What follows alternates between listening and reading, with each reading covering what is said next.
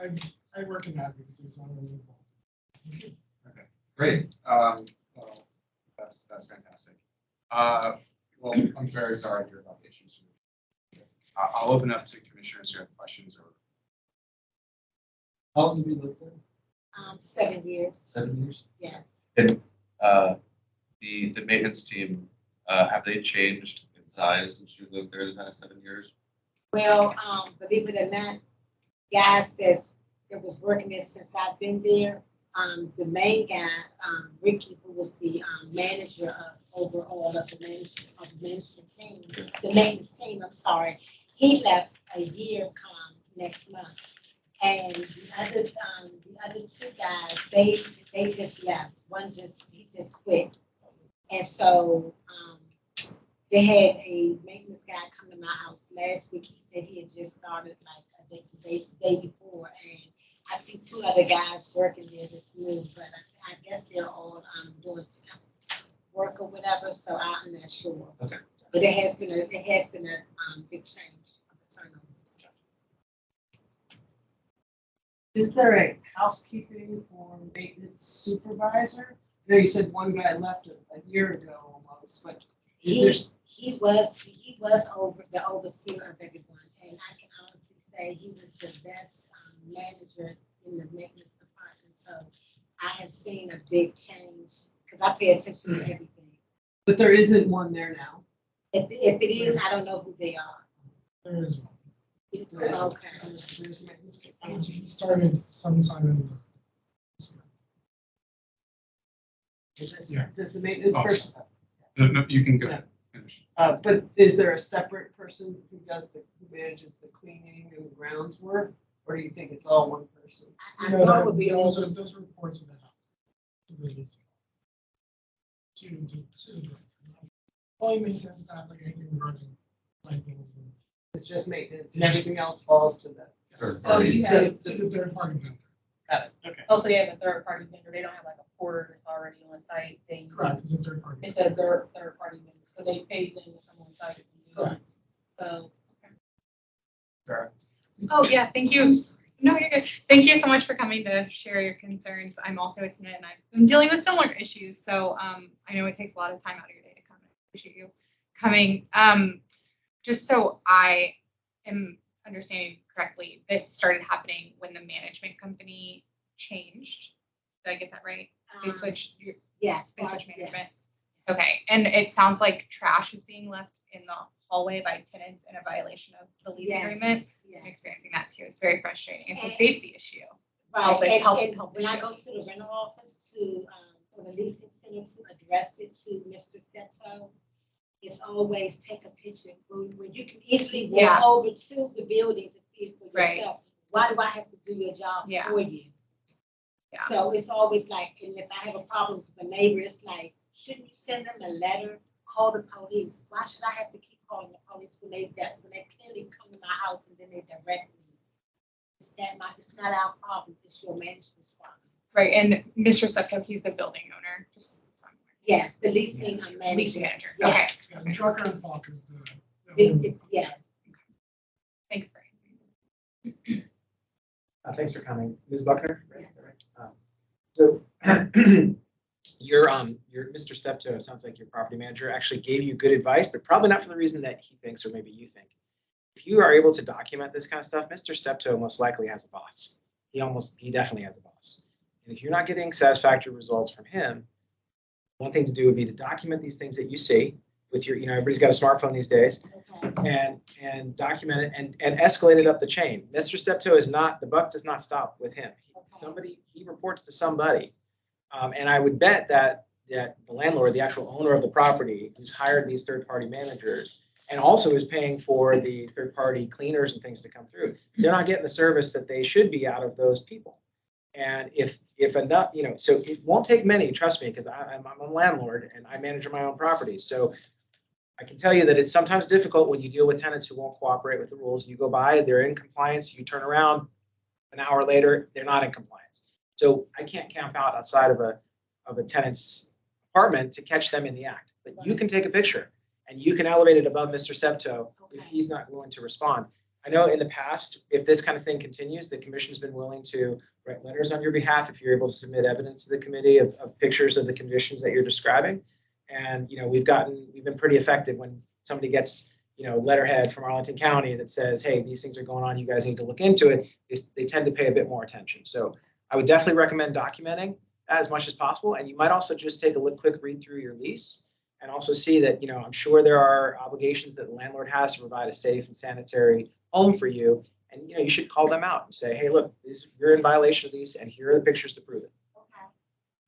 I'll just say to Ryan's point, that's exactly what I've been doing in my situation. I have a folder on my phone actually where I take pictures, and it's called the bad neighbor folder. And I send each time it happens, I send an email so that they have documentation. And I've also organized all the other folks who live in my building to do the same thing. And my building owner told me that that's actually really helpful to have that documentation and to have it from someone who's not just me.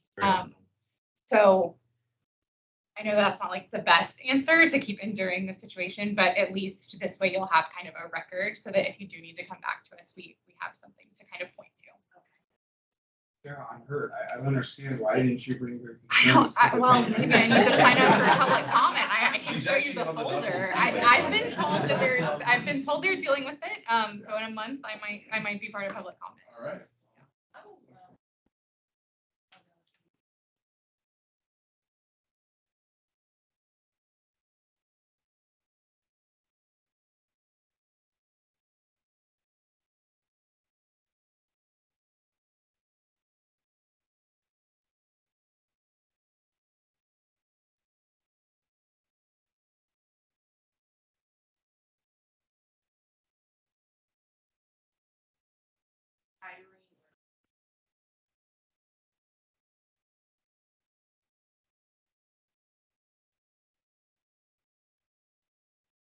You're gonna be here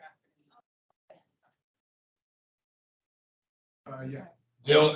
I agree with my fellow commissioners. The only thing I'll add is this property came before this commission.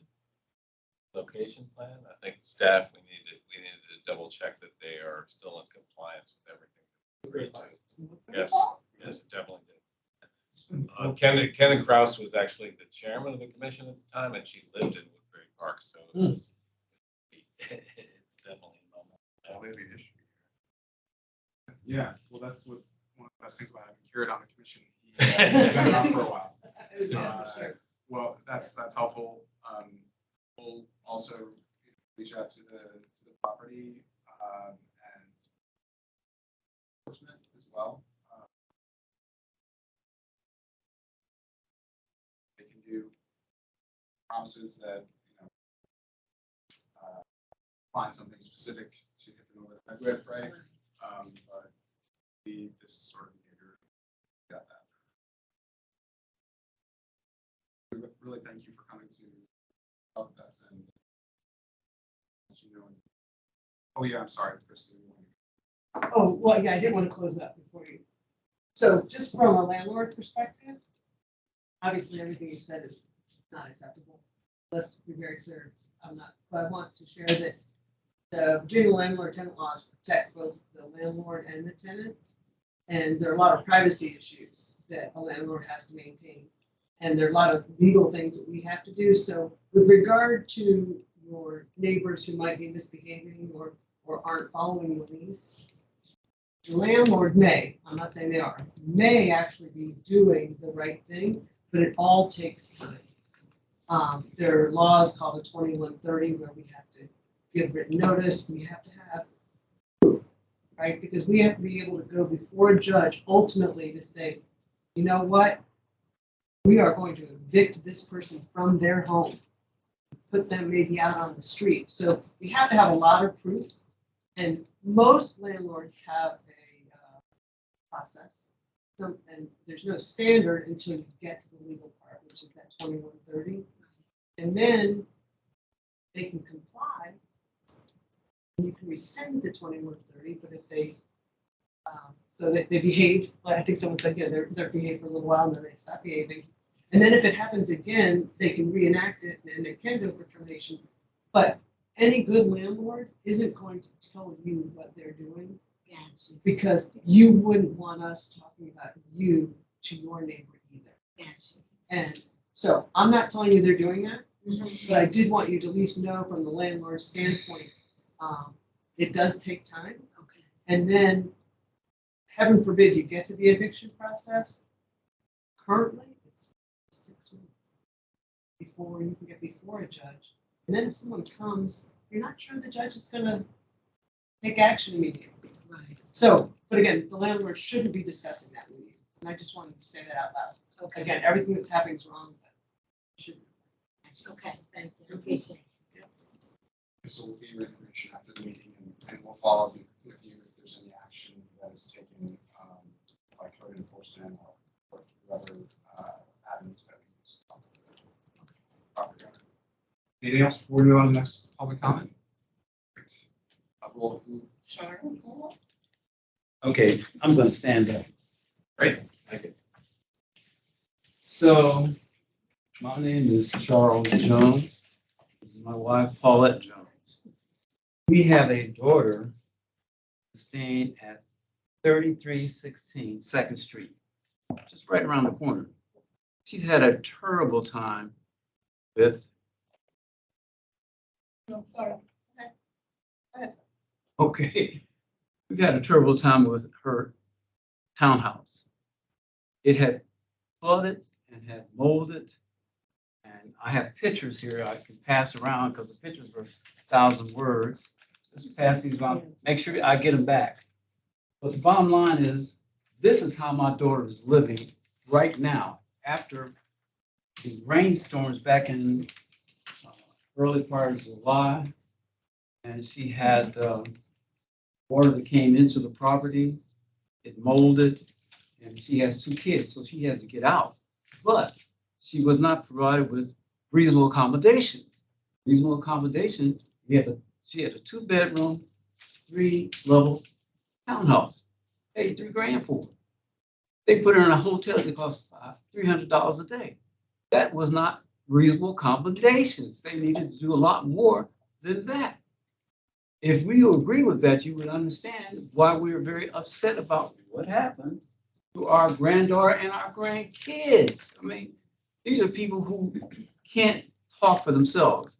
So, as you saw, there was a toilet out, 1 toilet, and they kept her out. They kept them out for about 5 days. They let her come back in the property.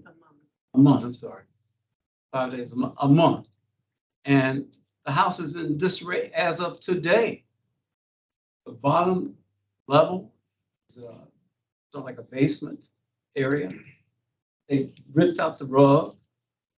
They've taken a lot of things that were hers personally, put them out on the backyard. They got rained on, damaged. So they created more damage than they did good. Now, all I'm asking, because we came directly to the commission when this first started back in August. Okay. Sounds like it's from July myself. But the bottom line is, we came to you guys for help.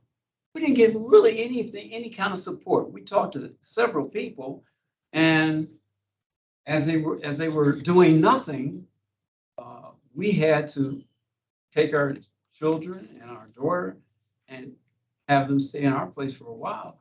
But long story short, we are going to move forward and sue them. But if you look at these pictures, you couldn't really want to live in any place like this, where they have, this is where. 10 seconds. Huh? 10 10 seconds left. Time is Oh, up. okay. I know, 10 seconds. Give me a little bit more time like she did the other lady. So here is all that we can show. They're the pictures, graphic art. They speak for themselves. I don't have to say anything. You wouldn't like to live in this kind of scenario and pay rent. So one of the big problems is they didn't mitigate the damages. They threw a lot of things out, some of which were bad, but the bottom line is they are going to have to pay for that. Now, we're bringing a lawsuit, but long story short, you guys can do a lot to keep these places reputable and livable. It was inhabitable for us. It's been inhabitable since July. Thanks. You said you contacted, Sorry, sir, for the record, you are who?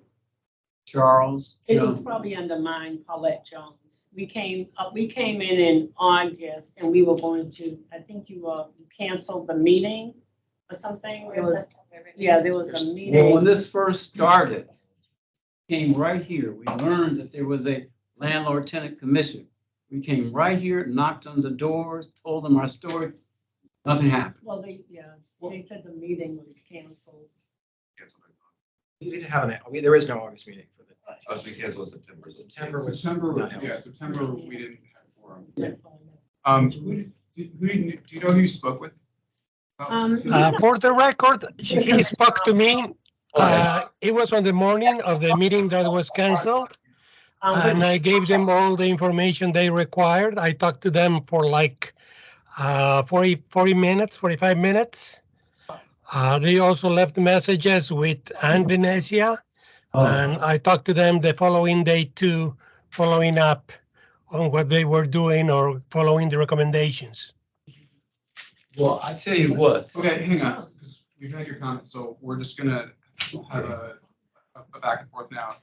So the Tenant Landlord Commission is a voluntary group of Arlington Right. citizens. We who- appreciate that, yes. Yeah, so when you came in and knocked on, right, the TLC, we don't live Staff, here, we don't work here, we have other jobs. Understand, And we meet once a month only. understand, and But the hang on, people were sir, here. just let me explain. So you spoke with housing staff, is what I'm understanding, Hector and perhaps Ann. Yeah, No, I'm just hearing about. okay. Let's back up and who is the landlord for your car?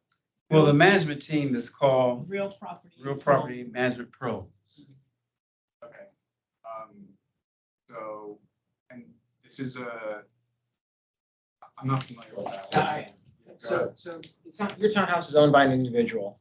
They're gonna be on your lease or your daughter's lease. Yes. And your property managers is RPM Pros, who I've heard of. I don't know them.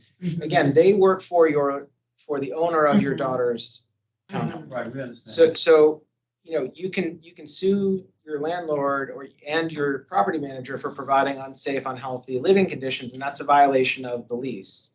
I'm not a lawyer, so I'm not going to try to give you legal advice. I mean, that's a separate path. What we try to do is provide resolution to disputes between tenants and landlords. So what's difficult for us is in this case, it's a one-off landlord. Not that we're not willing to try. Our levers are to contact the same people that you've been dealing with. Housing staff, which Hector, who you heard on the speaker here, is one of the housing staff members, and other departments within the Arlington County government. Code enforcement, building department, people like that go out and inspect for these kinds of things. If it's an unhealthy, unsafe living condition, the health department might also look into it. There are lots of different government agencies that actually have power to enforce. This is a commission that advises, and what we can do is, similar to the complaint you heard earlier, we can get some of these Arlington government entities to look into the situation. At the end of the day, what governs the relationship your daughter lives is the lease that she has with the landlord. If he's violated the lease, then she has the right to get out of it. And if you want to sue your landlord for damages, obviously you're within your rights to do that. That's a long process. You may decide it's not worth it. I don't know. You have to make that decision. But we can do some things, but we're limited to a degree in what we can do other than trying to resolve a dispute between your daughter and her landlord. So We understand that, and we appreciate what you've done. We have an audience. I do appreciate the fact that we have come to talk to people and let them know. So maybe the next time this Real Property Pro people got together, you have some history on it. In fact, we're trying to find history on the property because we believe that it had flooded before when we got that. So what I would recommend is go back and look at your lease. Okay, your lease is going to allow your daughter and her family to get out of the lease without any penalty. She can say the landlord defaulted, and then they can leave and they can find new, safe, housing, right? So that would be one recommendation potentially from me as a landlord.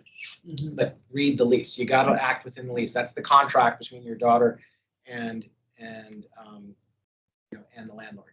The other thing too is I would also highly recommend having your daughter appear because technically you are not, even though you're her parents and you care about her. Okay, well, if you're on the lease, then you're one of the tenants. Yeah. So you need to read the lease and make, no, understood. If you're on the lease, then you're on the lease. So, but that would be my recommendation.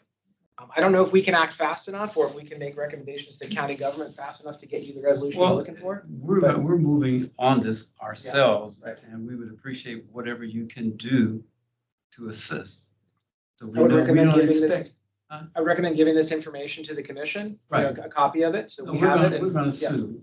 We're gonna have to Well- go through a lawsuit and. Well, but we're Get the separate judge. from that. That's the I court. understand that, but I'm just letting you know that we are in the process of suing the landlord. Anyone else have questions or comments? Can you repeat that address again? It's On Second Street. 3316 Second Street, 3316 Second Street. Okay, thank you. Whenever you moved out, whenever she moved out, did she have to like terminate her lease? Or was she just moved out of her? She would have to terminate. the lease. But, for cause, because she pays $3,200 a month. And so that's a lot of money. And she's got renting a level townhouse. She can only Yeah, but whenever- utilize 2/3 of it. Yeah, but whenever she moved out, whenever she was moved out into a hotel, Oh, did they yeah. terminate the lease? Well, You couldn't know, because what happened was, it's been 2 months, and each time they extended her time. They said it would be a week, then it would be another week, and things like that. So we're going to court tomorrow. Is she and then paying, we'll be was she paying rent? She Yes, paid the correct. rent, Was she paying rent when she was out of the apartment? yes, you paid rent and then we escrowed. yeah, You only guys, this. you already escorted your Not rent? the first time, not the Second first month, but the Okay. second month we just escrowed, but Because- they required her to pay Yeah. unless they were going to evict her if she didn't pay. the Yeah, rent. aside from like your lease, like Ryan said, that also governs her stay in the townhome. Virginia landlord tenant law also governs that lease, probably, I mean, it should. I'm assuming they have multiple leases that are in place. I would look at that, I mean, because if they displaced her for reason to like mediate her home, then she could have her rent abated back to when she was moved out of the home. So I would look at that too. She shouldn't have to pay rent if she was displaced. Right. I mean, Well, it's a gray area because you can also have a reasonable accommodation. So now, for example, you can't put 5 people in one hotel room. Yeah. If you put, 5 people in 2 or 3 hotel rooms for the period of time it takes to repair something, that could be construed as a reasonable accommodation. It's a little bit of a gray area here. So Well, I know reasonable accommodation is not 1 bedroom, 3 people. No, there's going to be occupancy limits on the hotel room that she was in. I should help with Do you have legal possible legal. Say again? Do you have a lawyer? Have you hired a Oh, lawyer? We're gonna hire a Yeah. lawyer, yes. Mhm. You do or you? We have hired a lawyer. Oh, okay, then he'll tell you all that. Well, yeah, you should, I would advise you as not your lawyer and I would advise you to file your. Well, we understand, we have gotten issue with a lawyer. Anyone else have? Okay, well, again, we appreciate you coming. I'm sorry that, the last meeting was canceled. It was unfortunate. Yeah. We appreciate you coming to talk with us and, I hope that going forward with your daughter's accommodations go well. We just wanted to put this, management company on notice, so as many people can Yeah. be familiar in case they come up again. Yeah, we'll see if, it may be that they only have, 1 or 2 properties and a couple tenants. And in that case, it's more difficult for us to do anything. But we'll look into them and see what we can do and follow up. Great. All right, well, we'll let Thank you you. go. Good luck, both of you. Yes, Thanks for coming. Thank you. Glad to have the audience. Yeah. All right. And we'll be talking to you.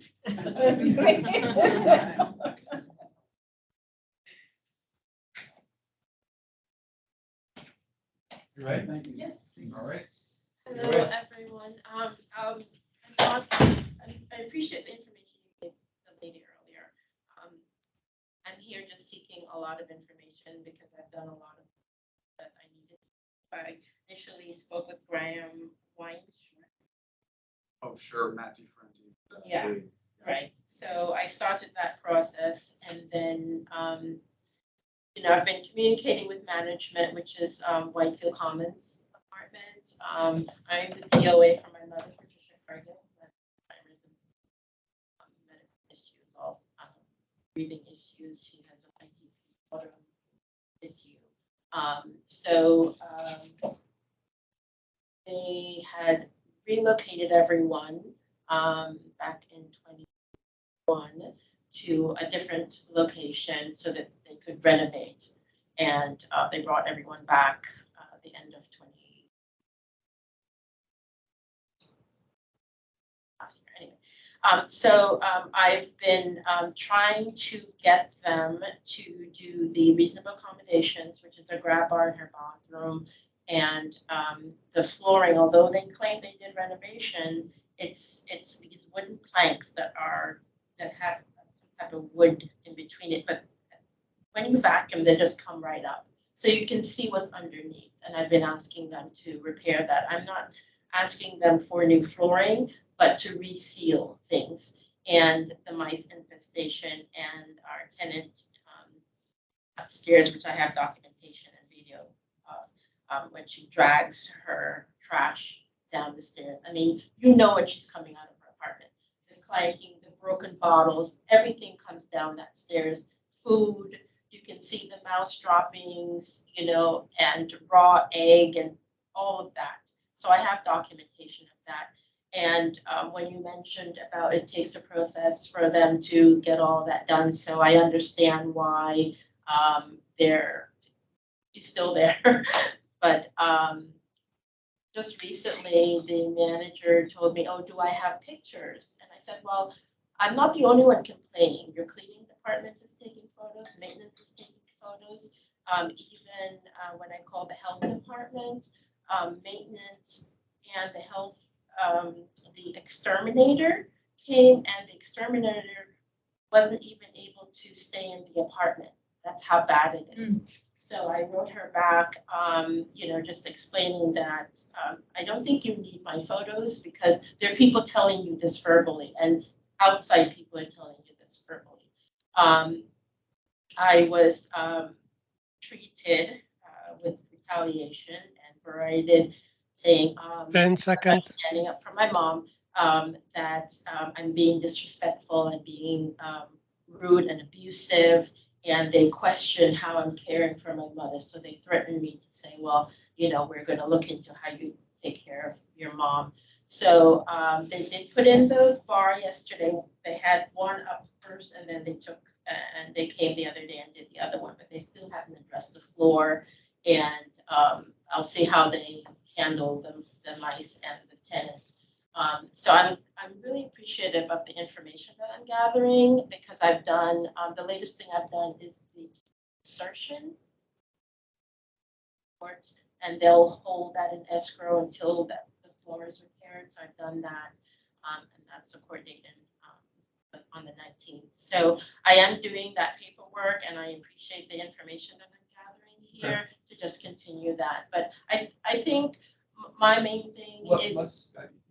Over 3 Sure. minutes, so Yeah, we'll okay, just sorry. ask you some questions. Sure, thanks. All right. Can we just get you to restate the facts? Because I'm not clear on the facts. Yeah, so let's start with your mother's in Whitefield. Commons Commons. Apartments, Does someone- Westlake Property Management. Westlake, okay. Yes. And where is that? Wesley is in Buckingham, not right off of Lee. Okay, got it. Okay. And the mice issue, is that in your mother's apartment? Yes, it's pretty much all over. It's throughout the building. Yeah, 'cause I have tenants that have also. Okay. And so they installed the drop bar like you asked? Right? Yes, just yesterday they installed the last one, because they only initially put one in when she needs two. Because the one that they put in was too far for her to reach over and grab, so I asked them to put the other one, which is as she gets in, she can step in. Okay, and then it sounds like there's an issue with the flooring as well Right, and they haven't addressed that yet, Have they although, said that they will? yes, many times. I have everything in writing. Oh, the contractor's coming today. Okay, I waited for the contractor did not come up. I addressed it to them when they came to put the grab bar in. They took a look, they said, well, okay, we'll get back to you. Okay, about how long have you been asking? Oh, over 8 months. Oh, okay. The issue, there's also an issue with your neighbor as well, right? Right. Being disruptive, trash on the stairs. Yes, Okay. she brings her trash down and it's always open trash, broken bottles, because I guess she's a drinker. Okay. So all of that comes down the stairs as well. All right. So let's go and have some responses from you. Brian, did you have something? Well, I always do, but Kick it off. I'll let somebody else go. I can feel you poised. Well, no, I mean, I want to get the facts done first, so. Sure, because it wasn't Did clear I, when you did first I started. clear No, that? we got Okay, it. I'm nervous. I'm trying to get everything No, in the that's fine. front. I did a great job. Thank you. Yeah, go ahead, Karen. I have spoken to you. And,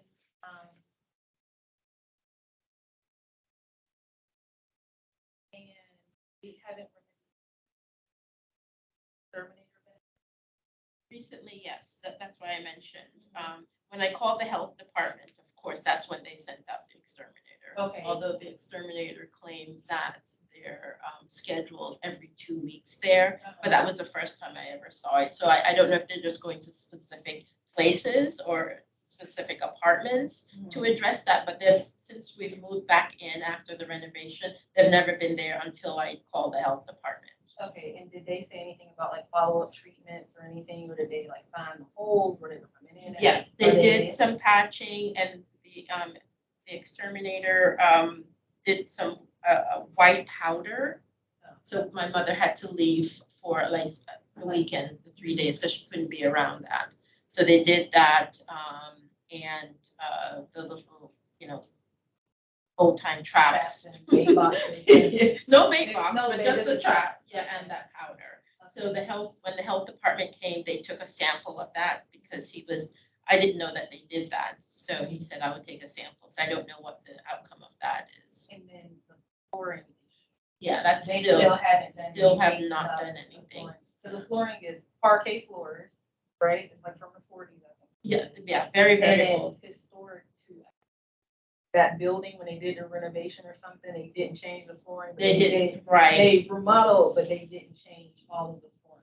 right. So they didn't say anything about when they were coming out to try to seal it or anything. No, that's the issue, the The contract. communication, the communication is more like retaliation because I'm speaking up and trying to get things done for my mother. And even asking for her account ledger, because I know that's nothing to do with Tenant, but asking for her account ledger as to her grant checks. Now, we used to have them come and she would endorse them because it's a two-party checks. So we haven't been getting that, and they've already deposited, but my mother's not endorsing them anymore because they claim, oh, we don't know where the checks are. They've been left at somebody else's apartment, and this woman just brought a box full of checks from, for different clients that are on the program, and they don't know where the checks are. So I said, well, may I have? I'm sorry, can I interrupt? So you mentioned retaliation, which is a big thing. So Yes. what I'm trying to understand is how are you being retaliated, or how is your mother being retaliated against? So what, Well, I'm that's not, not clear to me. I'm told that I'm being abusive and disrespectful. I'm not allowed to come to the office because I don't know how to speak to them, is what they're saying. And then threatening that they're concerned how I'm taking care of my mom. So these are things that transpired after I've been writing to them, explaining to them what's going on, and now they don't want to have anything to do with me. So everything I do is in writing. Asking for the lease is in writing. They made any of those threats in writing? To me, no, it was just the two of the manager, Dawn Reed, and Brianna. And that it was just, you know, my mom was sitting right there. They were just Yeah. berating me like. So a lot of the advice that I would give you is the same advice that I would give to Ms. Buckner, who Right. led off the public comment period. Right. You know, if you're able to document this stuff. Yes, I have.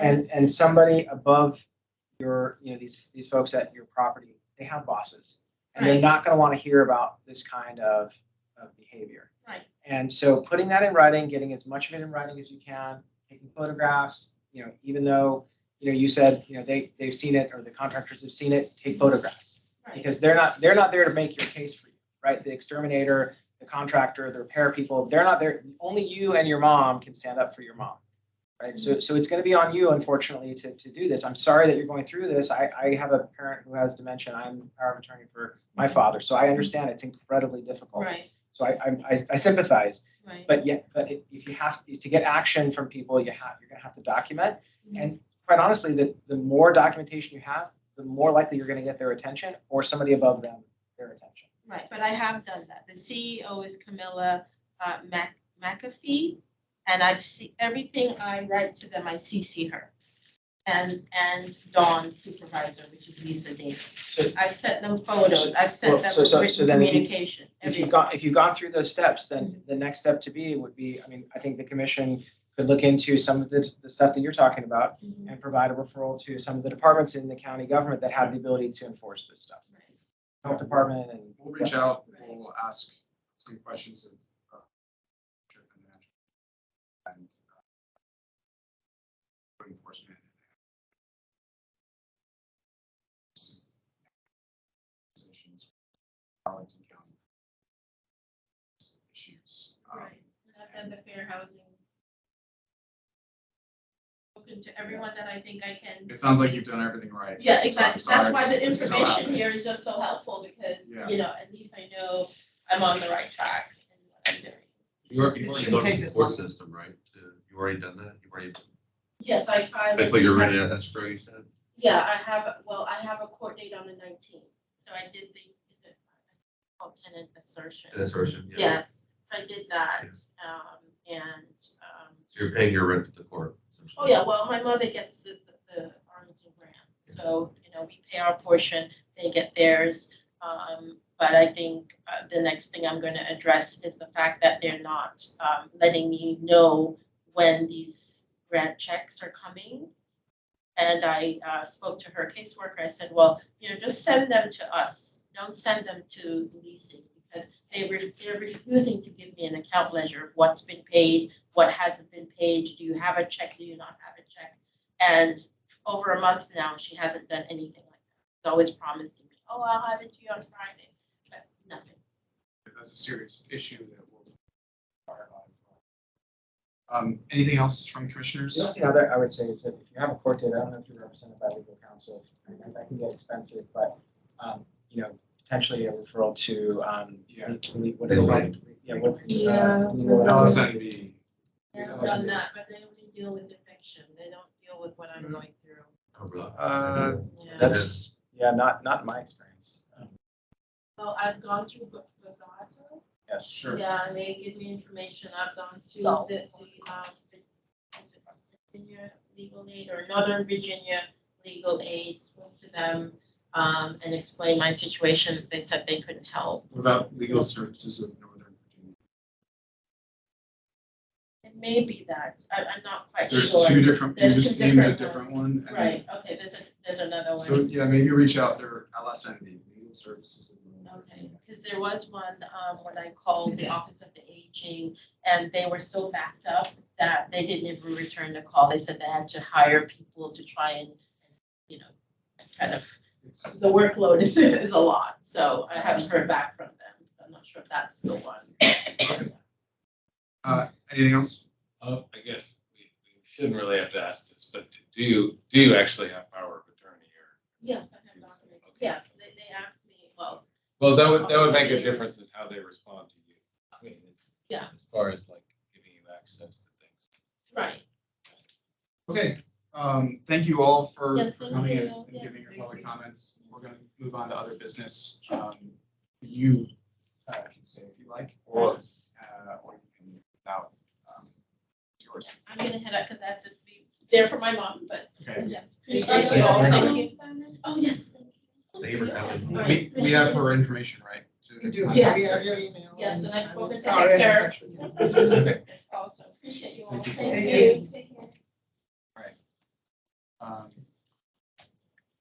So Gail Philo, she is online and she Yeah. will be. Go straight to Gail. Hello, everyone. Yeah. Gail. It's an honor to be with you tonight.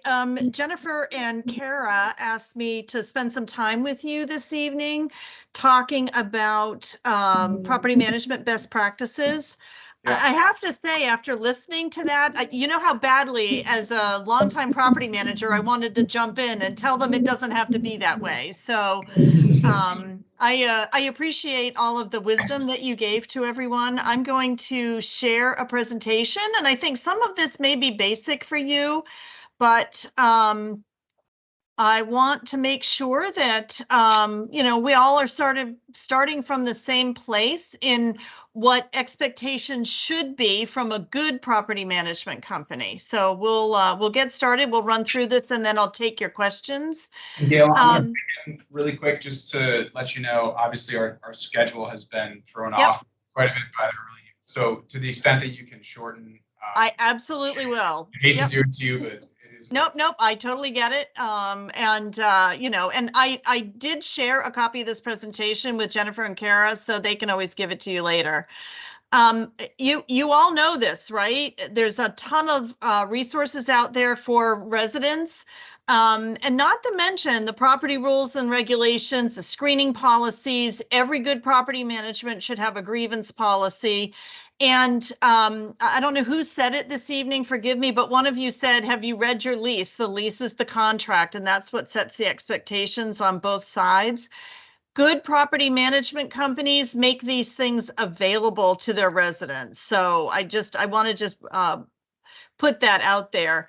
And the lease really is the place where all of those expectations are set out. It includes the community rules and regulations, the fees, like all of these things are already in writing.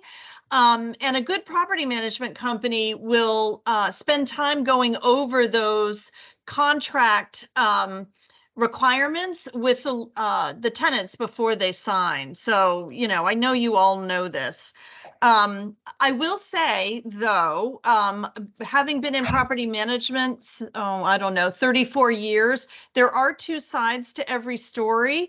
And not reading the lease is not an excuse for a resident not abiding by the provisions. So I always ask them if they've read the lease, if they understand what it says. All right. This is where I wanted to spend a little bit of time with you because I think there's a confusion out there, and I hear it all the time. I mean, my company manages over 100 properties in the Mid-Atlantic region, all affordable housing.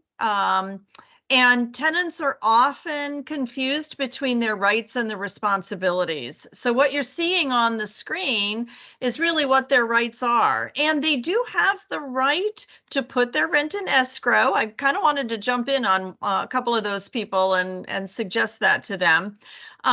Residents also have the right to participate in a tenant association or a resident council. If there's issues with the landlord, I think that they should gather together. And, you know, that sort of association and council has strength in numbers.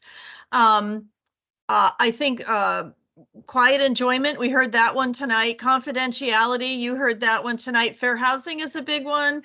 But the responsibilities for the tenants are to pay their rent on time and certify if it's an affordable property, abide by the rules and regulations, maintain the habitability of the apartment, obtain renter's insurance, and notify the landlord for timely for maintenance issues. And I'm glad that you all asked questions about that today because I think that's really important.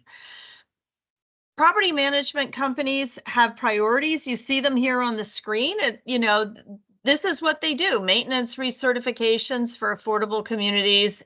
And they should be inspecting the homes, rent collection, customer service contracts, invoice processing. I think what I didn't hear from your public comments tonight was anything about resident engagement.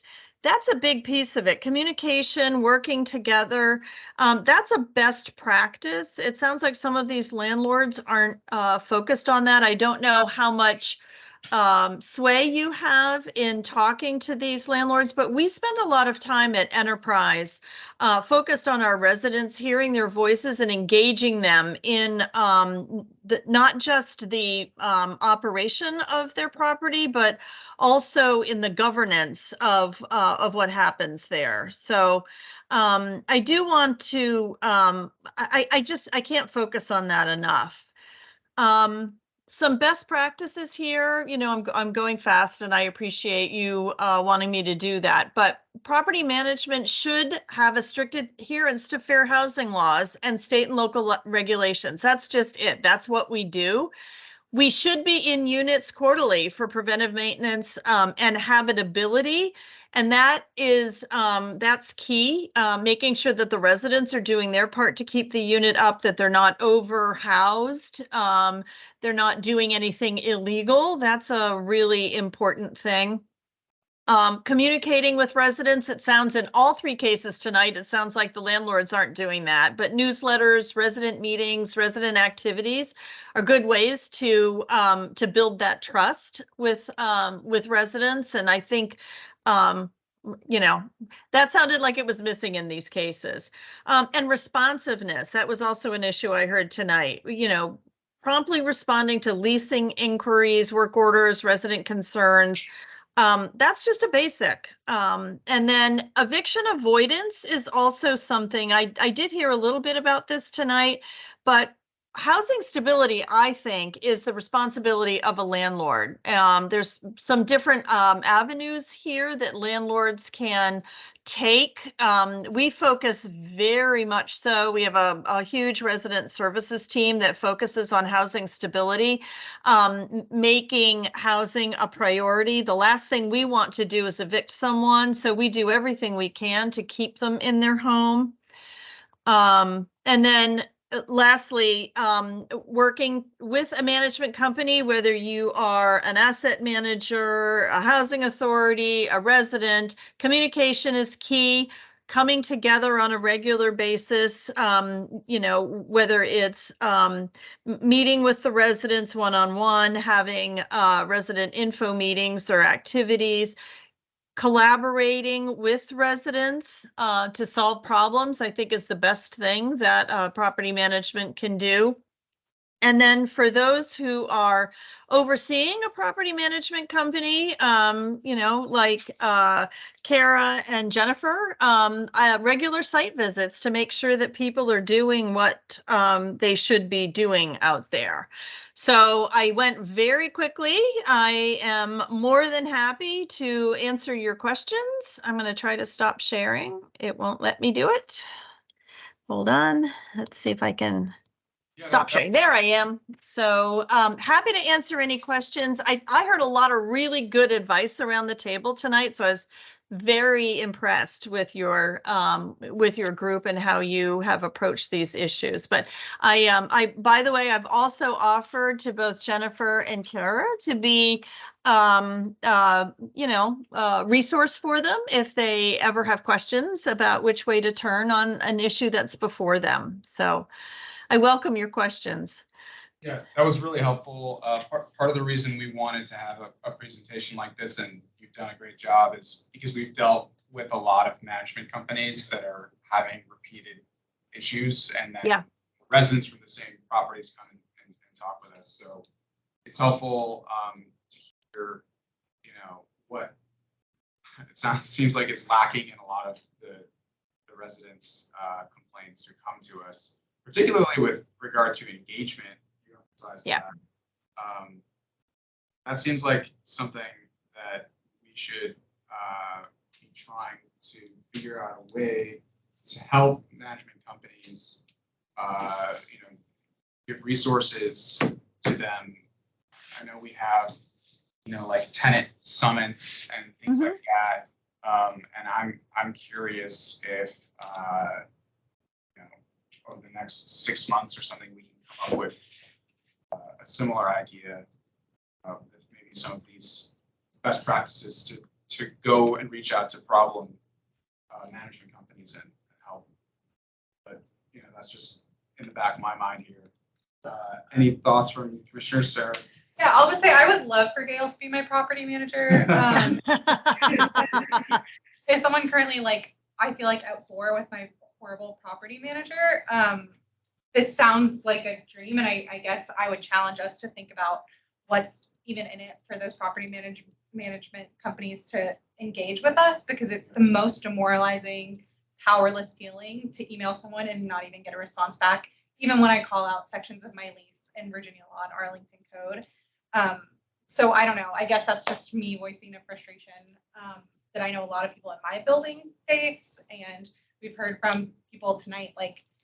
I don't know what the stick is to get these folks to engage, especially as the lease is written and as state law is written.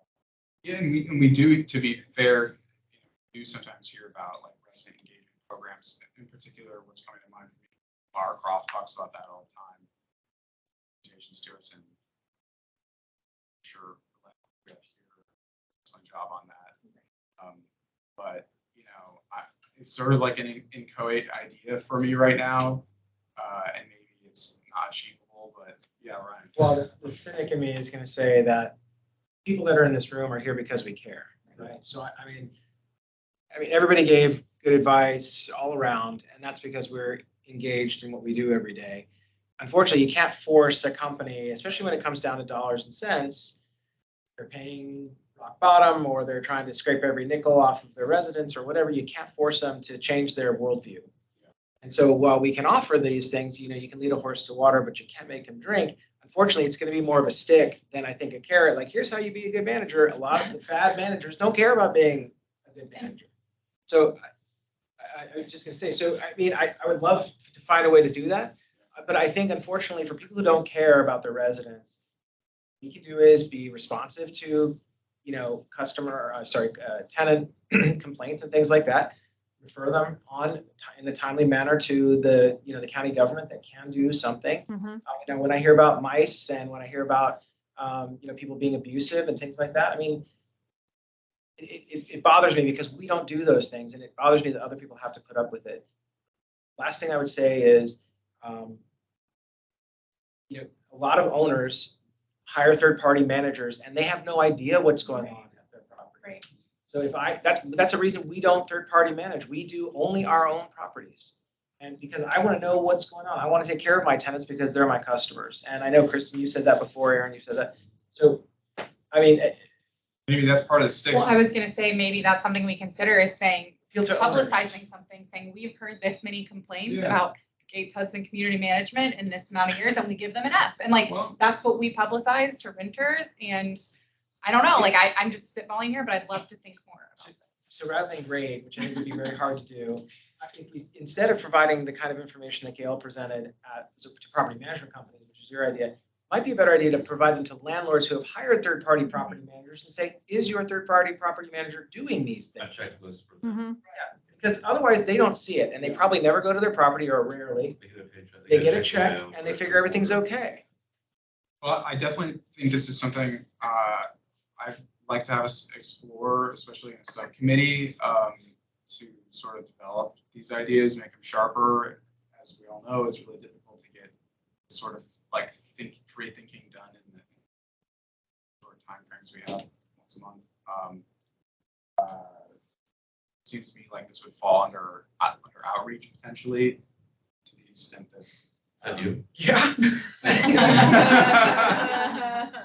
To the extent that the people in outreach are still interested in.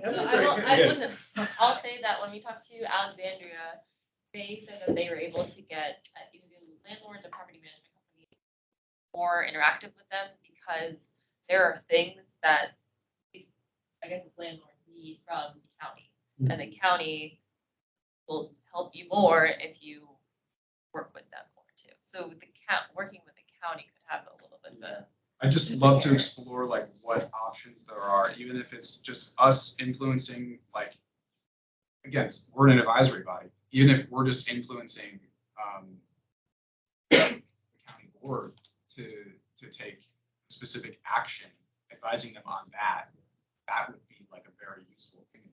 So I think having a new employee whose sole responsibility is to handle, I mean, and you're never gonna be able to do it alone. But the fact that we have one full-time person who seems to be committed to this goal of getting the landlords and the tenants on the same page is huge. I mean, it's a big step for the county, and I hope that you're so busy you have to advocate heavily for a second or a third, because it's gonna be those site visits by you. It's gonna be you getting to know who all these people are.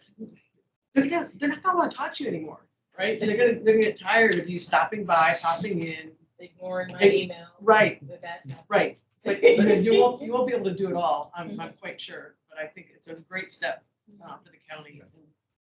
Aside from the enforcement thing, though, if you are going to use, I know I started the other way where I'm saying we should use a stick, but if you do want to use a carrot, nobody buys a piece of property to rent out and make an income off of with the idea that I want to be a slumlord.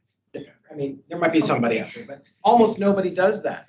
And so if you said, hey, how do you make sure that your property manager is getting the most done for you and your property, and you provided the information Scale provided, that might be an interesting thing. Because the landlord is the owner.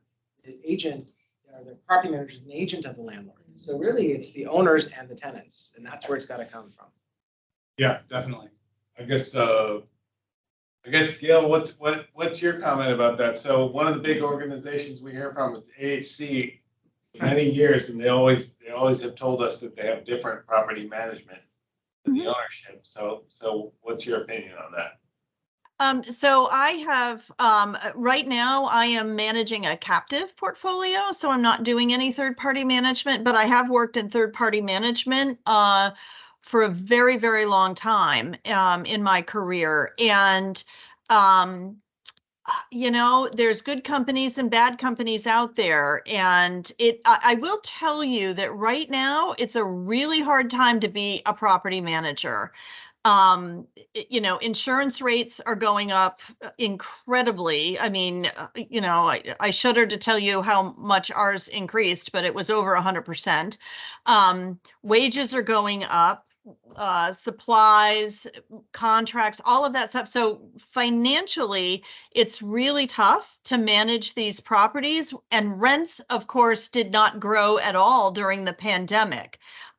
We can raise rents now, but there's, 3 years of unrealized compounding rent increases. So it's really tough out there. And I think the economics of the job market aren't helping in property management. So I'm giving you some of those realities. It doesn't excuse non-responsiveness and bad management practices, abusive talk, or all of these things that we heard tonight.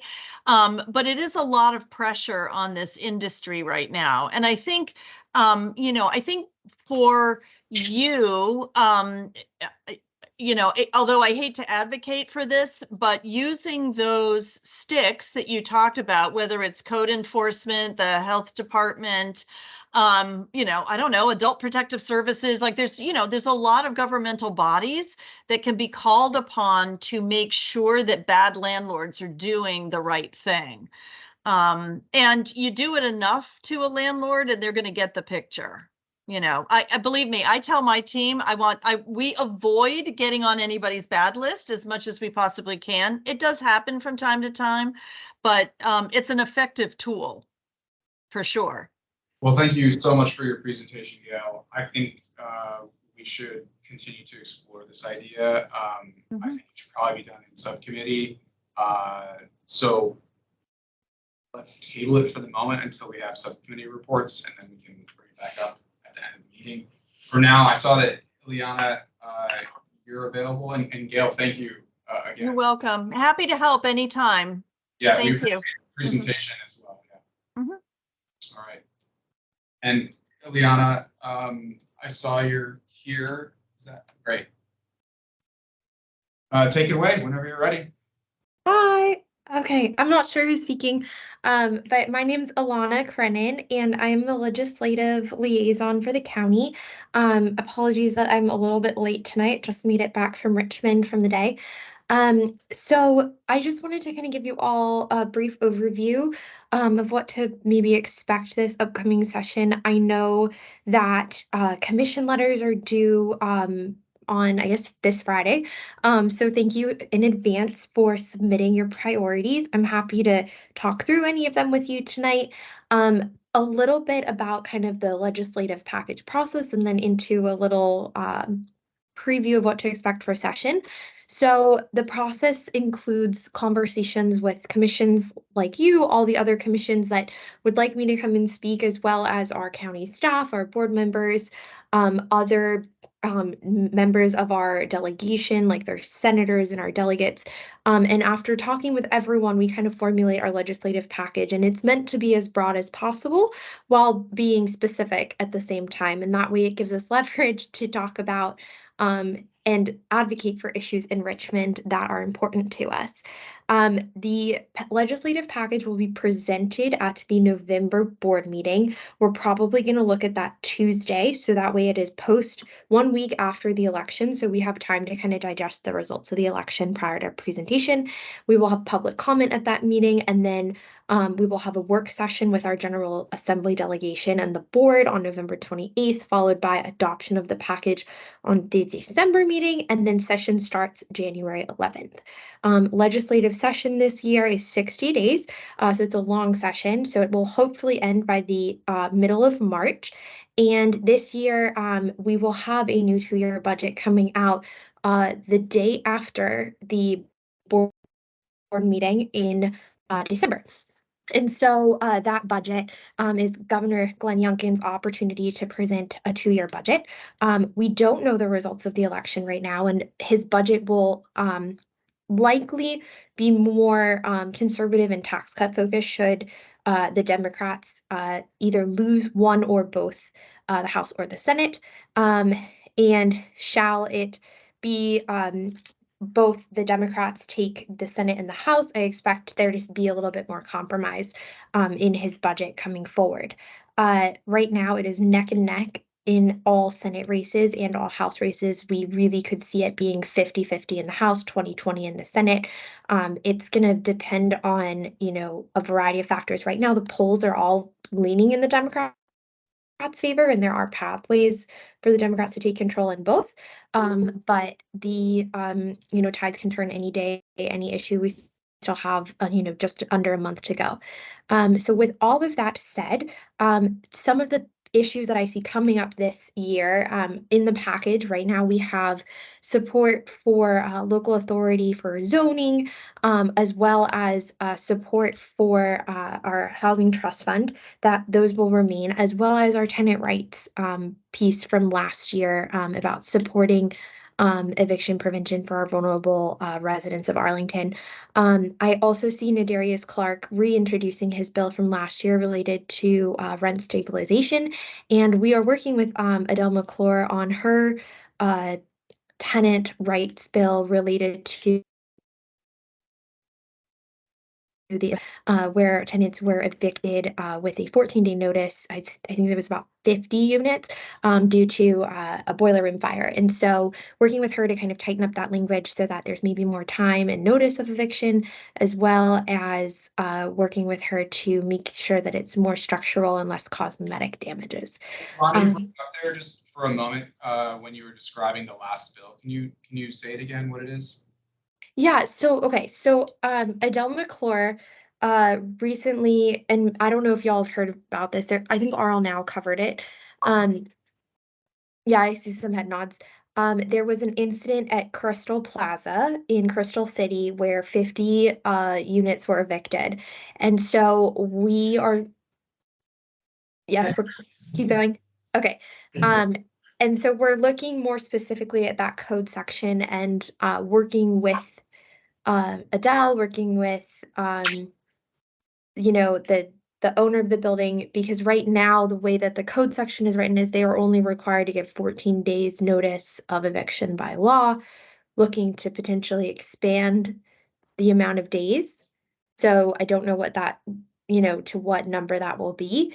And also, the way that the damage is described and what constitute grounds for eviction, it's very broad. So maybe making it more of, it has to be more structural or, something that's bigger that, it's unsafe to actually live there versus, the way it's worded right now, you could technically argue it could be a very cosmetic type change. So just tightening up the language with her.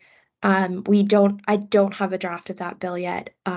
We're still working on that, but that is something I anticipate supporting when she does bring it forward. Okay, anything else? And that's what I've got. I'm really here to listen. If you all have any ideas or anything that you want to share with me about what you're going to put in your letter, things like that, whatever. Yeah, well, so we were going to meet about legislative priorities last month and had a quorum issue, and so weren't able to do so. I would like to make at least one sort of broad recommendation. I know the Housing Commission made 3, but that's sort of for us to talk about today.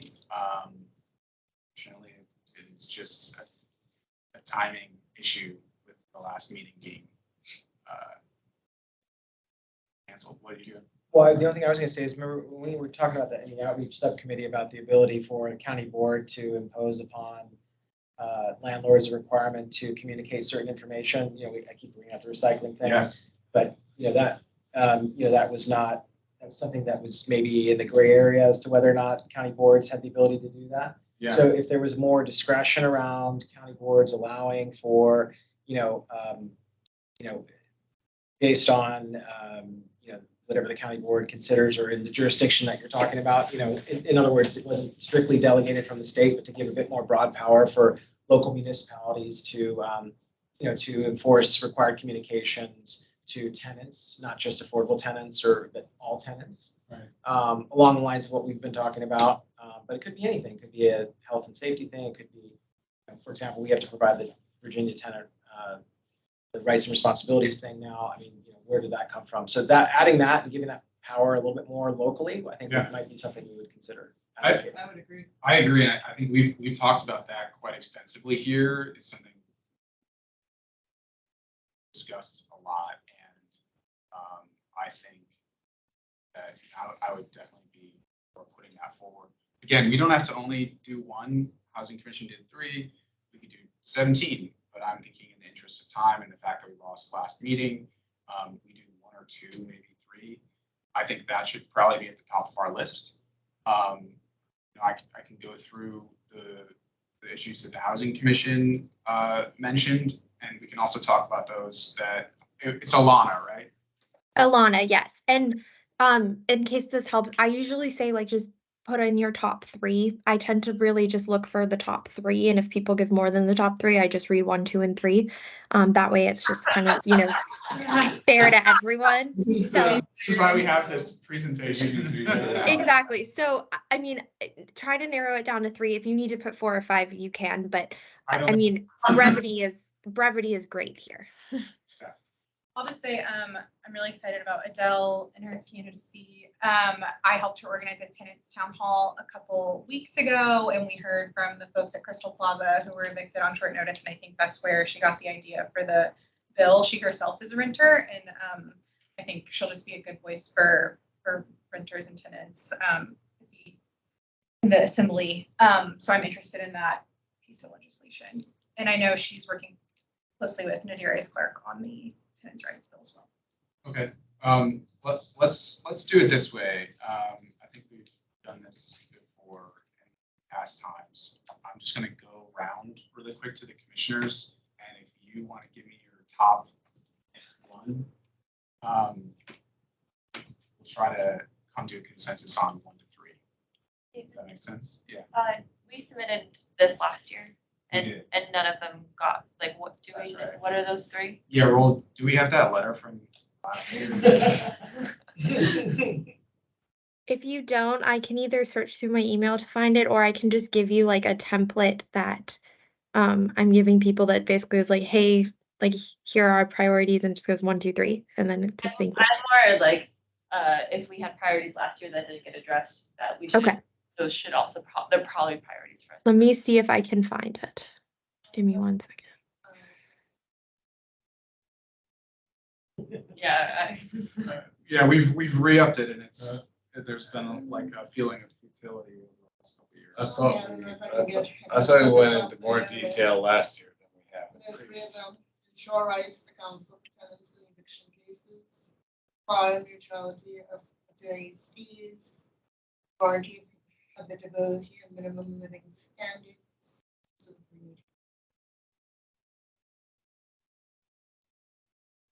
All right, I have it. Is it helpful if I share my screen? That's great. Yes. All right, these are from, November 2nd. perfect. All right, it's a 2-page document, so I'm only gonna be able to share 1 page at a time. But let's see what I can do here. Maybe you can tell us which of the ones from past years we should drop because they're not going to get passed. Okay, that works too. Okay, so for all of my visual learners, I have it up. So let me just grab it for you real quick. All right. Okay, so we have ensuring the right to counsel for tenants in eviction cases. So we have right to counsel. We have the requiring mutuality for warranty of habitability and minimum living standards. If I have to be completely honest here, like Please do. if one body, either the Senate or the House, goes Republican, like most of these are dead. There's even the chance that the governor, even if we have, a Democratic Senate and a Democratic House, will veto anything we do here. Just because looking at some of these issues, they're a little more progressive in the way that, they're giving more, I guess you could call it like mutual aid or social services to more vulnerable populations. And that's just kind of not how Governor Youngkin thinks. I'm just trying to be as diplomatic as I can be here, but I apologize if there's anyone in the room that feels differently. Like I'm just Please, okay. I'm not expressing You're not anything that anybody. I'm saying thank you for speaking your mind. Yes. Okay. So Because it's helpful. so if I had to be quite honest, I think this habitability is probably the most likely to get passed because that seems to be an issue that you can really somewhat find consensus on because the Republicans are like, oh, if renters can't live because there is mold or because there is, some kind of health concern, they're more likely to find common ground on that. And then, I would say that one is the most likely to pass, but I can completely understand why, wanting the right to counsel or the mutuality of attorney's fees is still really important to us. Okay. That's great. We'll use that as the jumping off point. I'm also just going to go through very quickly the letter that Housing Commission did. Okay. And they did 4, not 3. I misread it.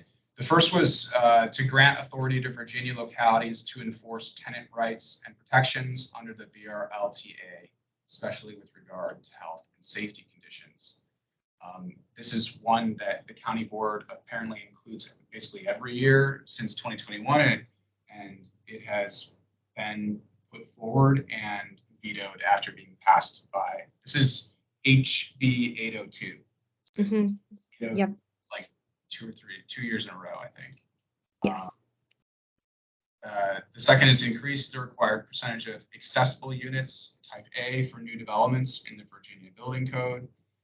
The third is enhance anti-retaliation protections for tenants who form tenant association and seek to enforce their rights under the Fair Housing, VRLTA, and Virginia Uniform Statewide Building Codes. final one is establish a Virginia mold remediation fund and provide free mold testing to Virginia residents. Let's just have a couple more minutes of discussion and then let's try to come to a consensus. I'm just going to go round. Who's ready to talk about what they're thinking first? I already did mine, so. Great, Emily. I think the third one here. Okay. That was called. But Yeah, the warranty of I habitability. think the consistency was recommended again, and it being the one that I have, and I think it does align with some other. A lot of what we hear. Yeah, Yeah. definitely. Yeah. Okay. Yeah, if we're ranking, I do habitability, but I wouldn't let that prevent us from putting a wish list up, even if we know it's not gonna pass, because having proof that we've done it a couple times, give us 2 or 3 years, and maybe we'll have a different chance given different political odds, something to point to. So with that, what is what's next on your wish list? You know, what was discussed by Alana, the Adele building in areas. No, I agree. I think habitability, stems from the Serrano for this Yeah. group, but also, I think kind of right to council. But we don't know if it's going to pass. Nobody knows the election results, but Okay. Aaron. Agree. Okay. Yep, I'd go 3, Ryan, and right to council. Just allowing local municipalities to be able to enforce, certain requiring communications and other directives regarding landlord-tenant relations. And I think those would be my top 2 in that order. Warranty of habitability and then the thing we've been discussing for most of the year. Okay, so it sounds like there's a broad consensus for warranty of habitability. I'm going to say that's on our list. The second, it sounds like also there is at least a plurality that are vested in the ability for Arlington County to basically mandate passing out these materials, right? What do we want to put as the third? I heard a couple for. So Alana said, go with what you think has the best chance. I mean, Yeah. I don't think you have to have 3 just to have 3. We don't have to. I mean, I would rather make a stronger case for 2 we really believe in and think have a chance. I mean, to your point, it's good to put what you want, but at the same time, it also dilutes the message. And just a straw poll, would anybody be against those 2 that I just mentioned? Would everybody be voting in favor? Yes. Yes. Okay. That sends a pretty strong message to me. I think, Housing Commission, it's always impressive to see when it in favor. That's what I would suggest doing. Do we want? Can I make a motion to approve David's? I didn't say Sorry. but yeah. David's list for the legislative priorities. All right, all those in favor of what we've just described? Aye. All right, the ayes have it, and it's unanimous. Thank you very much, Alana, for your presentation. welcome. It was very useful. We'd love to talk to you again next year earlier. Absolutely, absolutely. You all make my job so much easier. You guys are amazing to talk with and work with. So thank you, appreciate it. I'll look forward to receiving your letter by Friday, and thank you. Thank you so much. Appreciate all your hard work.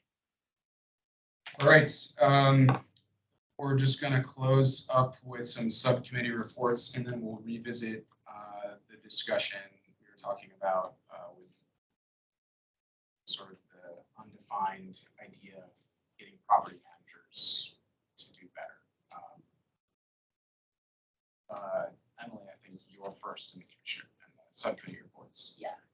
Okay, so alternate dispute resolution subcommittee, we had intended to have a letter for you all to actually read and do that, but I have our list of recommendations that we are going to make that I'll go over, look for consensus, and then have something more formal for us to actually have for the record. So the first is for the subcommittee recommends that TLC work with county staff to develop the following.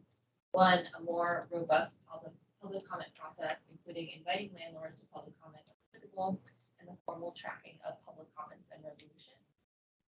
Two, the documentation that can include the flow charts to detail the process of calls or inquiries to the housing division from intake to resolution.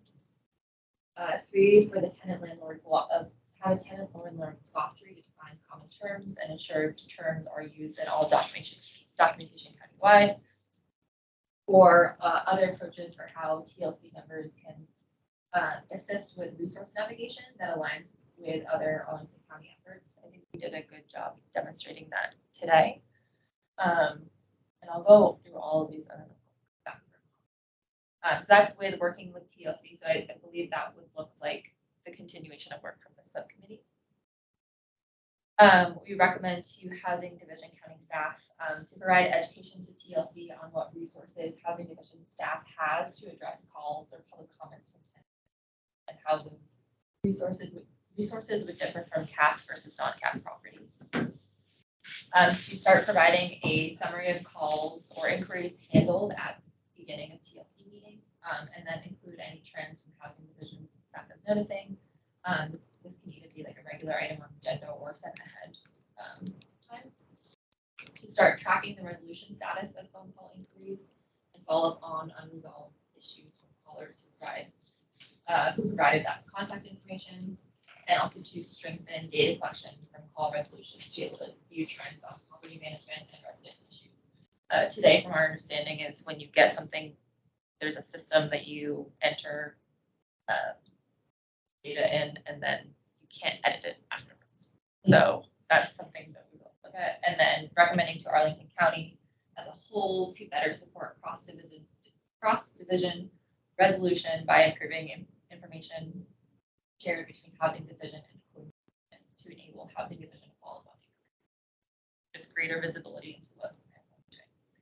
Our recommendation is that we would go through these items, a subset or that, before looking into another alternate dispute resolution to strengthen what the county has in place and for the TLC before introducing another resource that would make confuse our tenants. That, trying to go quickly. Yeah. Go wherever you want. Well, all this sounds good to me, I appreciate all the time that the ADR subcommittee has put into it.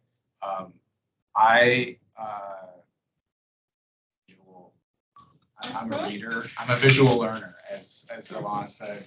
I'd love to see that, in a finalized letter format before we make a final decision on it. And in light of the time patients today, I would suggest that we push adopting it until. Yes. I think too, I'd like to see with your rules how that fits in here before we recommend anything that's kind of against what you're already looking. Yeah, here's what I'd suggest is you finalize the document, we'll have it sent out to the commissioners, and then we ask for feedback from staff on it before we finalize our discussion and issue a recommendation next month. Does that make sense? Other comments or questions on it? All right, excellence. Outreach. Brian. Well, I'd like to start my report by complimenting Emily with her very comprehensive report. I'd like to follow up by saying that regrettably, the outreach subcommittee has not met or done anything since we had our meeting with Matt DiFerenti this summer. I will say also, though, that there was some, I don't think we've seen the materials that were being developed by the housing division that were discussed for, remember when we had in June or something? I haven't seen those. Pretty sure Did everyone get? It's possible I missed it, but I'll have to look through that, because the idea was that I think the next step for us was to develop a draft of something that we could then present to Member DiFerenti. So I just haven't had a chance to do that yet. And that's okay. It's been so there's no problem. Let's just make sure we get a meeting subcommittee and Is Matt Royer still part of the commission? No, Yeah, that's what I thought. So we're gonna need to reappoint yeah, someone to the. And we've got Just out of curiosity and me. a few openings that are on me to push to finish getting filled. Friends. What are the openings? I think we have an opening for each position, is that right? Yeah. Public interest. Matt was public interest. Hold on, before we go to appointing new, can I, or asking for, is anybody interested in volunteering for outreach subcommittee? Because it's down to Kieran and me. You will? Excellent. Chris Woolbush is on there. Chris is still, but he is finishing out his term and it ends within the next couple, January. So for all intents and purposes, He's not gonna be reappointed. he didn't want to renew. Oh, got it. His 3-year term is done. I think it's on another. Understood, Yeah. right? Yes. He's been excellent during his time here. Thank him for all that publicly, and I've done it privately as well. We'll miss him. Anything else then? Somehow, some way, we're only finishing 6 minutes late. Motion to adjourn. Yeah. So Please. before we do, I just Oh, wanted to thank you. point out very quickly that this is Affordable Housing Month, and so there are a few events that are actually taking place. And our website is not great, but I can send out a link, but it's three events. October 17th is Lunch and Learn on affordable housing, the housing plan update. It's a brand new book to the plan. We do this, I think it's plan, the report is done yearly. And then the CAP survey report that everyone has been looking for, that is good. Take place on that week. Then on October 21st, there's a housing maintenance workshop. That's taking place at the Career Center. That's open to the public. There are about six workshops that we do, 6 time slots, six workshops that are taking place. That's a Saturday. And then there's also going to be an affordable housing tour. And that's, the bus tour. That's number 28. Yeah. And that has to be, you have to RSVP for that, but it's on the website. I can send it. Could you send an update with all that information I will in an send email? it. Thank you. Well, is the lunch and learn for Everyone landlords, tenants? is open. Everybody. Would love to make one or multiple myself, and to the extent that commissioners can go, it's always good to have us out in the events. Okay. Anything else from staff? Great. Okay. Can I get a motion to adjourn? Can I renew my motion to adjourn? You may. No. Any opposed? All Oh, right. Kieran opposed. That concludes the Have fun October saying 11, it. 2023 meeting of the Tenant Landlord Commission. Thank you all for coming.